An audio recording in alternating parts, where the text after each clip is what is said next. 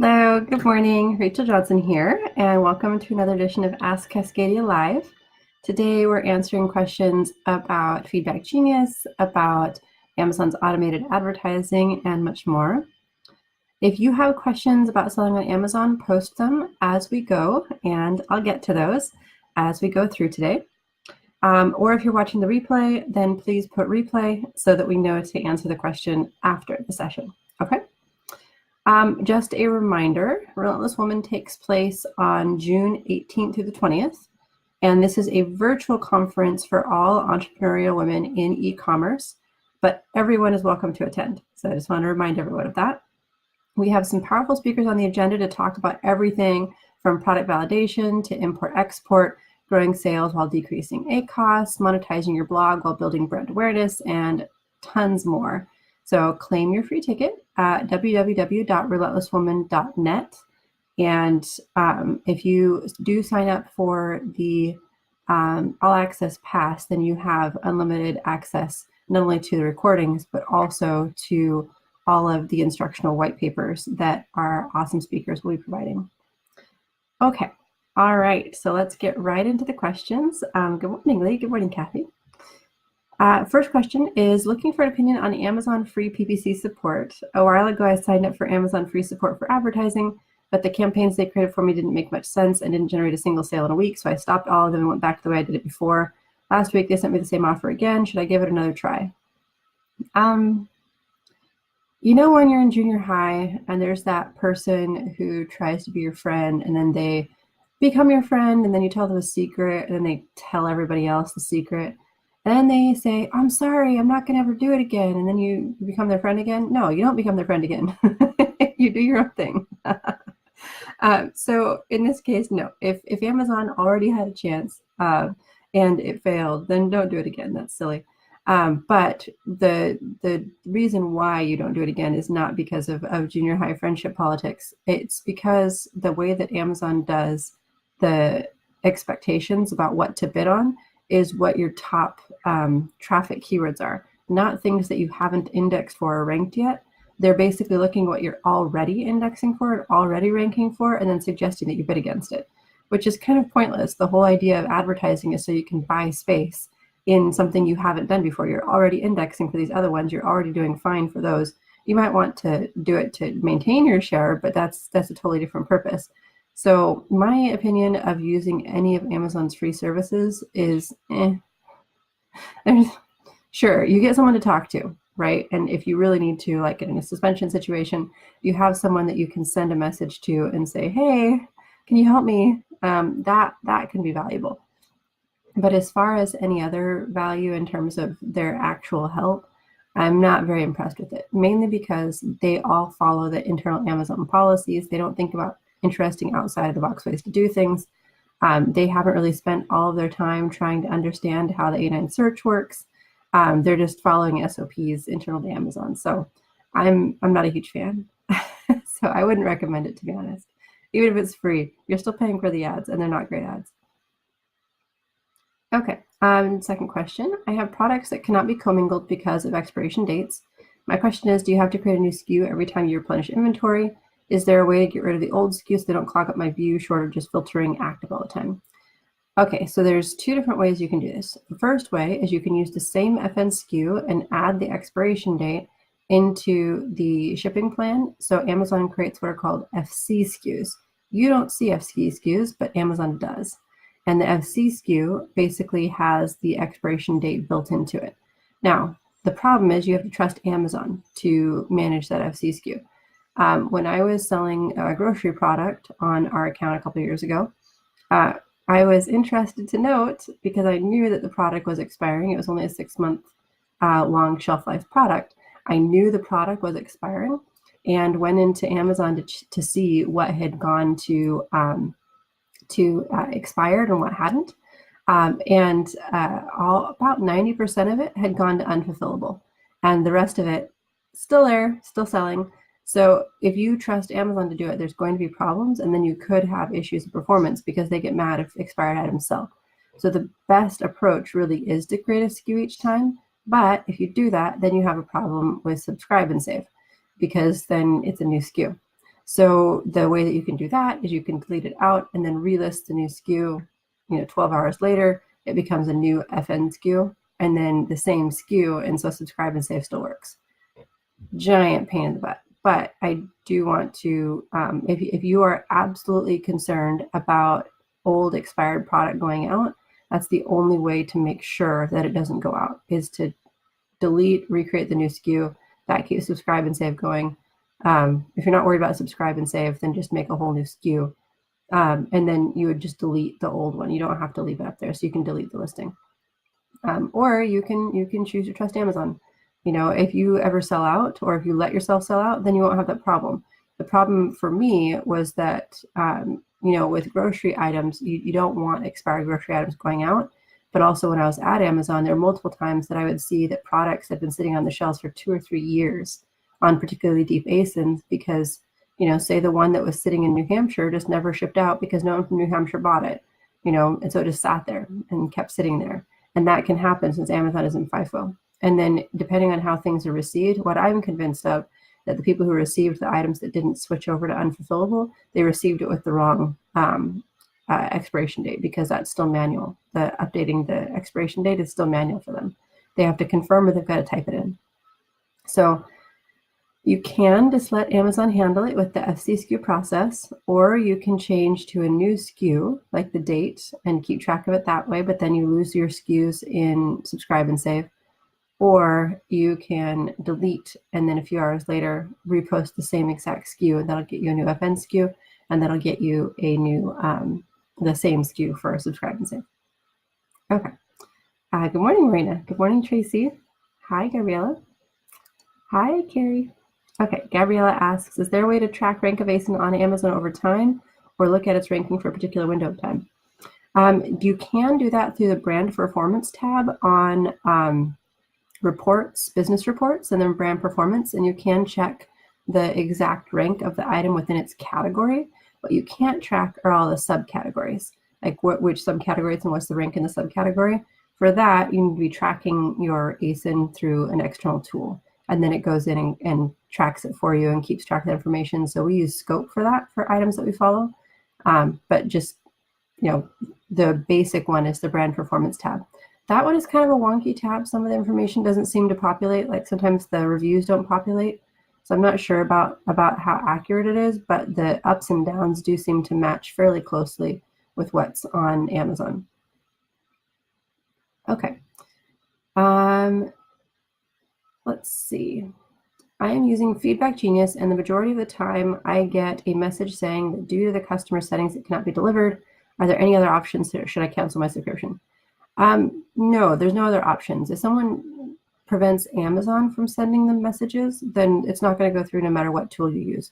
Feedback Genius does a thing that I think is really cool, which is a universal blacklist, so that if someone basically said unsubscribe on a different seller's account, then you're automatically unsubscribing from them too. And basically it's just a way to prevent people from leaving you nasty messages or negative feedback because they're upset about the follow-up message that you sent. So what we've seen with the Feedback Genius messages that do get through, because we did an analysis of this for a client because they had exactly the same problem, what we looked at was of the amount that goes through, which is maybe about 35% of the total orders, you get the message that goes through. So if you have some sort of instruction manual that you want people to get, you should probably put that on your page. It's like sign up for Amazon Business and then put it on your page, because they may or may not actually get anything that you send. Of the ones that were sent through, about 14% were opened, which is really high actually. And when we were doing the test where we were testing out a storefront link with a 10% discount, we actually found that there was about an 8% pickup rate for people who were buying again. Now, that particular client was selling a seasonal product that was really popular at that time, and so people were like, oh yeah, I definitely want to get another one for 10% off. But the fact that for one email campaign, even using something where things had been blocked over and over and over again by customers, limiting access to themselves, for the ones that did get through, the fact that there was 8% pickup rate on the promotion was kind of huge. Most email campaigns are not that successful. So even though there's a lot of problems with Feedback Genius and all the other email tools because of Amazon allowing opt-outs, I actually do still think that they're very useful and can be a good way to get your existing customers to come back and reorder by offering them some sort of discount. Now, don't put the request for a review in the same email as the discount. That does not work. Okay. Gabriella asks, should I be concerned if the last review I received was April 30th and we sold 800 units since? Called Seller Central and we are not blocked for review posting. That's unusual. Usually you have about a 1% review rate if you're asking for it. Usually it's about 0.5% if you're not asking for it, maybe less, depending on your product and how people like it or don't like it. So you should have gotten maybe 2 or 3 since April 30th. That's a little bit unusual. What I would suggest in something like that is actually just having a friend, like paying a friend to buy it and see if they can post a review. And if they can't, then you've got a problem. And if they can, then you just had a weird dry spell. Okay, next question. Is there anything I should worry about with the new stickerless option? While creating a shipping plan, there is an option to use the UPC code instead of printing stickers. Amazon is creating a new listing for those items. Any pros and cons you can share? It's not new. That's the old system. Basically, it's cheaper to do stickerless commingled, and FBA really likes stickerless commingled, but there were so many counterfeit problems and so many challenges with using stickerless commingled that they actually kind of cut back on it for a while and moved to FN SKUs because there's so many problems with people selling the wrong things, with trademark infringement, just lots of stuff that really no one appreciates. So they turned that down. It looks like FBA is like, no, but we really like it. It's cheap. And so they're trying to push it again. It depends on your product. That's, my answer to a lot of things is it depends. When you're choosing stickerless commingled, you're basically saying, I'm totally cool with anyone else who's listing this product and having their product go out as mine. That's really what you're saying with stickerless commingled. So unless your brand is gated, I'm not a big fan of it, just because if somebody else sends in an expired product, somebody else sends in a counterfeit product, and it goes out to the customer, now you're responsible for that negative customer experience. Because again, if you're using stickerless commingled, they can't track what you sent in. Like once it gets tracked to UPC, it's no longer your inventory. It's whatever is the closest, and it gets moved around to wherever. So you own, say, the 1,000 units of stickerless commingled in there. You own, say, the 213 of those that you sent in, but they're not the exact ones that you sent in, but you own 212 of them, right? Or 213, whatever. So it's not about those specific 213, whereas with an FN SKU, your exact ones are kept track of, right? So that's more expensive for Amazon because they actually have to keep track of what your stuff is the whole time and can't just do the closest one that's available. They have to do the closest one of yours that's available. So I personally much prefer that approach. I think it's a lot less risky. It is cheaper to do stickerless commingled, though. I'm pretty sure that for Amazon, they were offering some sort of discount to do stickerless commingled because it saves them money. But anytime it saves Amazon money, there are often unintended side effects for sellers. Okay, next question. I have a product that really cannot be resold once it's opened, and it seems when people get upset with something, they will return it and leave a bad review. So I would rather have them contact us directly and we just refund it than they keep the product. Can I make a sticker like this for my products, or is this against TOS? Any issues? We're here to make things right. Questions, comments, item replacements, returns, refunds, suggestions, contact us directly. Please do not return to Amazon. We believe in amazing customer satisfaction. email@email.com. Okay. TOS compliant is a phone number. Phone numbers are annoying. So that's the most TOS compliant approach. Otherwise, they expect you to go through their system for customer service. Now, have I ever seen anyone actually get in trouble for an insert if they weren't trying to manipulate reviews? No, I haven't. I have literally never seen that. There's 2 kinds of inserts that will get you in trouble. One is, check out our website. It's so much cheaper than Amazon. The second one is, here's a freebie so that you'll leave a review. Those are the 2 that'll get you in trouble. I have never seen anyone get in trouble for really good customer service. But the thing that I would be concerned about is this language here. Is please do not return to Amazon, contact us directly, that piece right there. I would reword that to be something like, we believe in amazing customer satisfaction, so we love it when you contact us directly. So don't even bring up the Amazon part, just make it really clear that you want them to contact you directly. And you're still going to have problems with people contacting Amazon, right? Because a lot of people won't pay attention to an insert, but it's still worth it to do. And then if you put the email, just make sure it's really obvious that it's a customer service email. So info at or service at or something like that. Okay. It technically isn't part of TOS to include an email address. You're supposed to tell them to contact you through the Amazon account. But again, the likelihood of getting in trouble for that versus something like giving away things for free for reviews or diverting them to your website is that's a little bit worse. So I haven't seen anyone actually get in trouble for that, but just be aware that it is very much against TOS. So if you're a real stickler, then you need to put a phone number. And you can always set up like a Zendesk account, and with a phone number, it's only like $8 a month. And it's just done on an online phone number, and they can leave messages and it gets transcribed and everything. And you can set an actual recording on there. So in the recording, you can say, thank you so much for contacting us. We love working with you. If you can please leave your name and your email address, we'll get right back to you. Like you can make that your phone message. So there are ways to do it to where you don't have to call them back. But like that's an easy way to do it to where you can actually, have them contact you at any time of day and it not be like your cell phone or something horrible like that. Okay, next question. If a product requires instructions, is it acceptable to put them online on our website, then put a link to them in an insert in the product? Do I need to be worried there might be people who couldn't access them or other issues? So with Amazon Business, you can actually put instructions directly onto your webpage as a PDF. So once you sign up for Amazon Business, you can do what's called enhanced brand content, and that's not the same as the marketing enhanced brand content. Don't ask me why they use the same name. I have no idea why.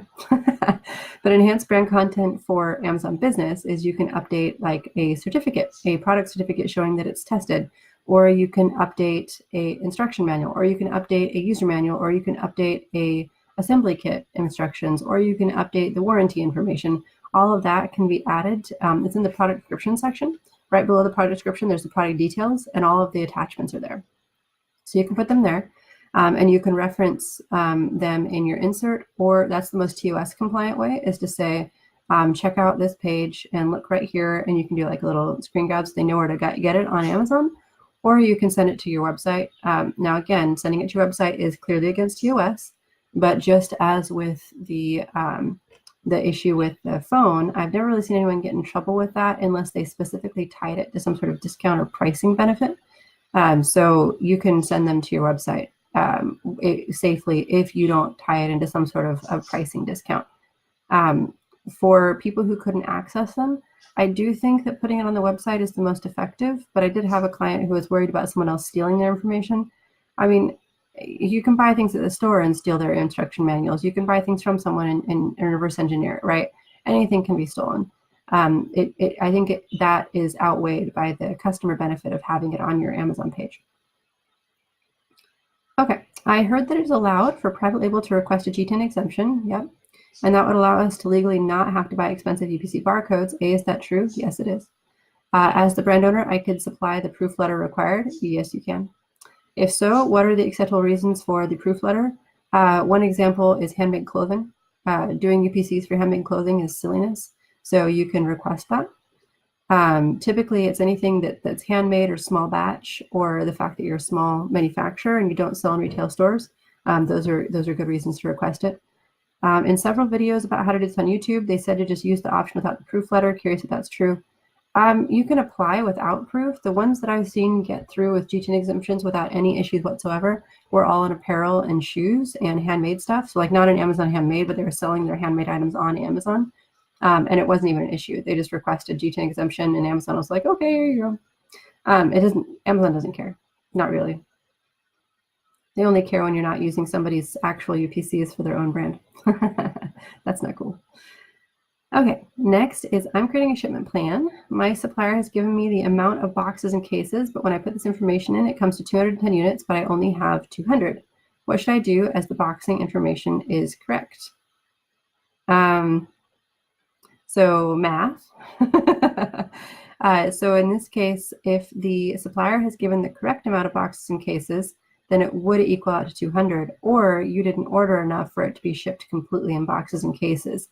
So sometimes the supplier will order it in like 24 units per box, or they'll order it in like 20 units per box. And if you happen to order it in a different configuration, like you order 200 units rather than buy the configuration of the cases, then the amount that you ordered isn't going to be the same as the cases. Like they'd have to break a case open. So in that case, you either need to order from them enough cases, or you need to change your shipping plan methodology. What I would suggest there is that you do not have to enter your units, unit case packs and unit numbers in the shipping plan exactly as they arrive. You need to enter the boxes exactly as they arrive at the end after you're working on your shipment. But at the beginning, when you're doing the shipping plan, you can actually just put in whatever it takes to get the numbers right. So if normally the box packs are 24, but you're actually going to be getting 9 24 packs and 6 left over at the end or whatever, then you can actually just put 2 cases of 100 instead. So that works just fine. You don't have to worry about that on the shipping plan part. You can put in whatever numbers make sense to get the right amount. Then in the box section on working on your shipping plan, then you have to get the exact numbers right on the box section. Okay. All right. Next question. I'm completely new to Amazon FBA. Is it okay to use a debit prepaid card to sell on Amazon? My understanding is that it is not okay to use a prepaid card unless it's like a prepaid credit card, which is a real credit card. But for debit, you can totally use a debit card. If it's got the Visa symbol, it should work. At least I haven't had problems with it before unless they're requiring it be a credit card. If you don't have a credit card, you can get prepaid credit cards. Those work just like regular credit cards. So like when my ex and I first got together, he had really bad credit. And one of the first things that I did was get him signed up for a prepaid credit card so that he could get the credit score going back up again. And those ones we just went straight into our bank, our normal bank, and said, hey, here's the situation. What can we sign up for? And just it was like $300 to sign up for a prepaid credit card. Like that's the lowest level that they can do. And that was fine because we were just trying to improve the FICO score. So now you've got a credit card, So that's completely reasonable. All right, do you know the cost difference between having unfulfilled stock returned to me versus having Amazon destroy it? What is the most cost effective, or what should I be considering here? What you should be considering is not the cost of what Amazon's doing. The removal cost is 50 cents. It's not very much per product. The thing that you should be considering in terms of cost is the resale value of your product. If there really is no resale value, if you can't send it back in and make any money off of it, at least turn it into cash, whatever, if the value of the tax write-off is better than the value of the resale, then do the tax write-off, just destroy it. If the resale value is actually there, then you'll want to take it back for the 50 cents and then resell it. Okay. All right, next is, I still don't understand the benefits and fees of a regular seller account versus professional. Seems like fees are the same, though I'm not selling much. Should I upgrade to a professional seller account later once I have more sales, or would I get more sales if I was on a professional account? Okay, so I had an individual account for like 12 years. I signed up for it back in like 2002 when I was in college. And this account was fantastic because I would only sell once a quarter or so when I was reselling my books. And for that, the fees came out of each individual item that I sold. And since I only sold about 3 to 5 items a quarter, then my fees were, maybe like $5, $7. And so that's the purpose of an individual plan. Someone who's just selling a few things a few times, they're just doing a little bit at a time. That's what that individual plan is for. It was really created to help people learn if they like to sell on Amazon or if they have a few little things that they're trying to sell, kind of eBay-like. If you're actually trying to sell wholesale or if you're trying to do any level of selling on Amazon after about 100 items sold in a year, the professional selling plan makes more sense. Sorry, not 100 items sold in a year. It's about 100 items sold in a quarter. So once you get to that point, then it makes sense to do the professional plan instead of the individual. The other thing is that if you're trying to get any help with your account, you can't do any secondary accounts with the individual plan. You can only do secondary accounts with the professional plan. So if you need help from a VA, if you need help from a consulting agency, then you'll only be able to do that if you add someone, because no reputable consulting agency, let me repeat this, no reputable consulting agency will ask you for your login information. ever. And if they ask you for your login information, then you have a problem. Do not give it to them, okay? Always add them as secondary users. No one needs your individual login information. Okay, I would like to sell a pack of 2 of a product that is already being sold on Amazon in a single. The manufacturer doesn't have pack variations on the listing page. I'm guessing the only way is to start with a new page of the same product. What is your recommendation? Yeah, you don't want to modify their page. That'll bring attention to you immediately. So what you want to do is you want to create a whole second page of the 2-pack and drive traffic to it, grow it, that sort of thing on a completely separate page. Unless you have direct authorization from them, and then that's fine. Why are toys for kids and the baby category so damn hard to get into?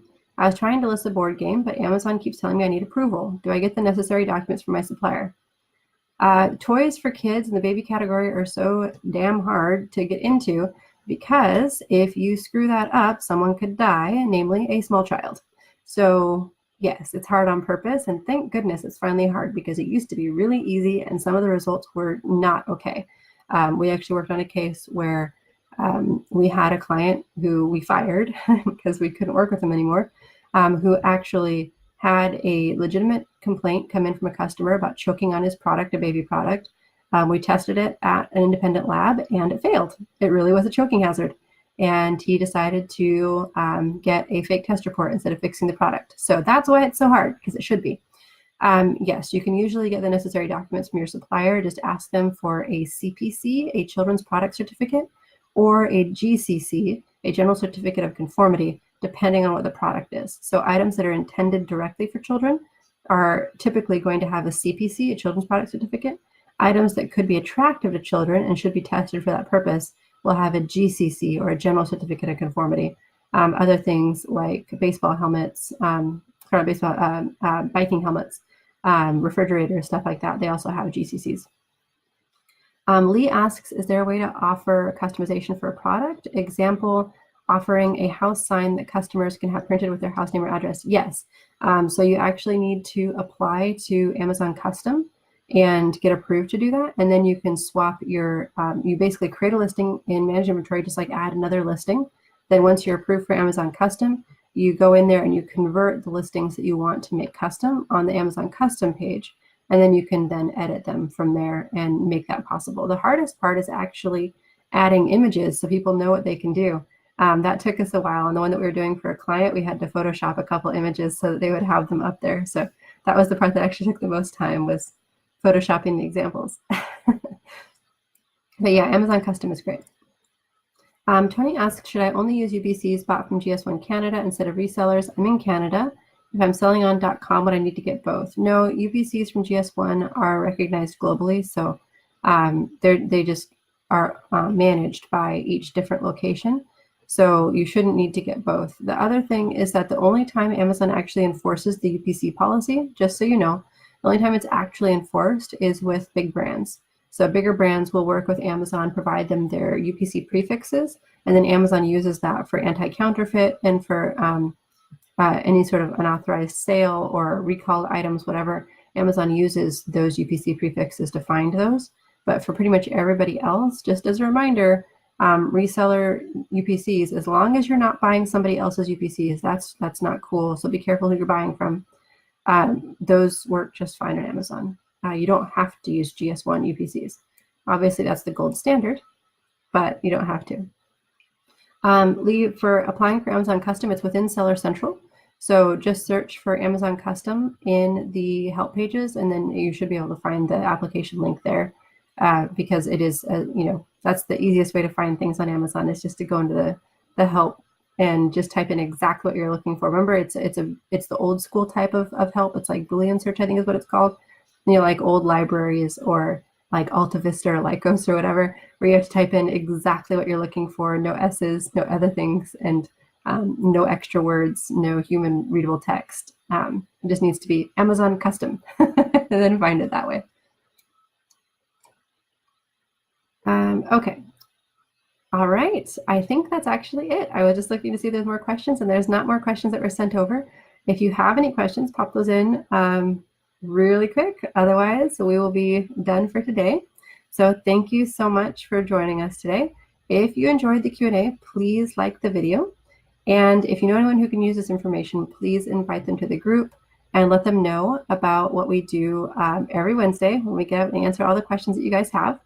One more quick reminder about Relentless Woman. It is happening 100% online, June 18th to the 20th.